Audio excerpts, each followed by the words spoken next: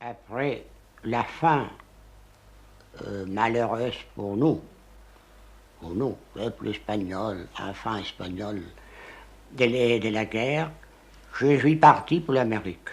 Alors je suis allé, naturellement, j'allais dire, à la Nouvelle-Espagne, au Mexique. C'était le pays qui nous a ouvert ses portes, le seul qui nous l'a ouvert d'une façon, pour ainsi dire, officielle. Là-bas, je suis resté pendant 7 années. Et là-bas aussi, j'ai eu des grandes douleurs. Ça a commencé une sorte de pèlerinage par les enfers.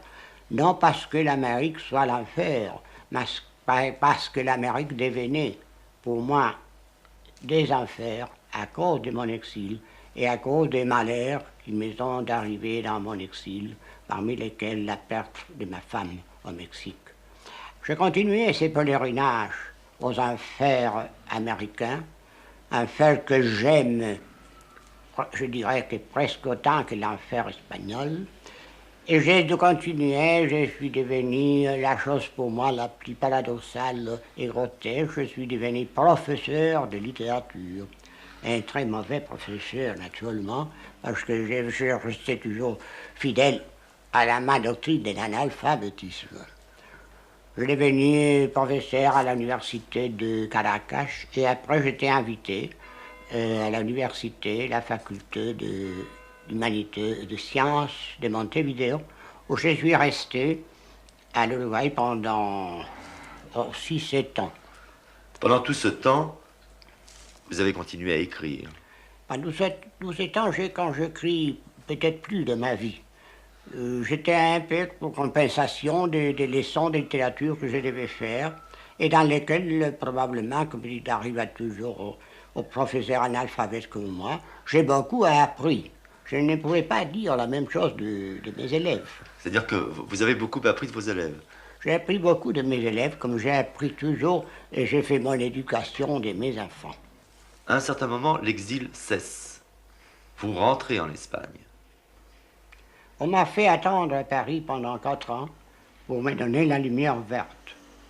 Et à la fin, je suis rentré, je me suis répatrié. C'est une expérience pour moi, à ce moment-là, très inquiétante, parce que je me demandais à moi-même, j'ai été un fantôme pendant 20 ans d'exil. Est-ce qu'en prenant le pied sur la terre d'Espagne, je vais devenir vraiment réel? Alors c'est l'expérience de ces derniers enfers qui était pour moi l'Espagne à mon retour.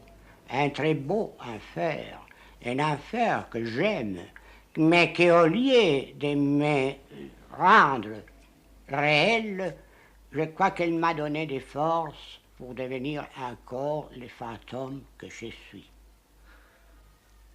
Vous avez dû encore vous expatrier, ou on vous a chassé d'Espagne. Pourquoi? Justement parce que je ne voulais pas être très réel. Et à cause de ça, j'ai continué à penser, à sentir, ce qui est plus grave, à dire toute la vérité. Mais cette vérité, que quand on veut montrer qu'on témoigne pour elle, on dit qu'on met la main dans le feu.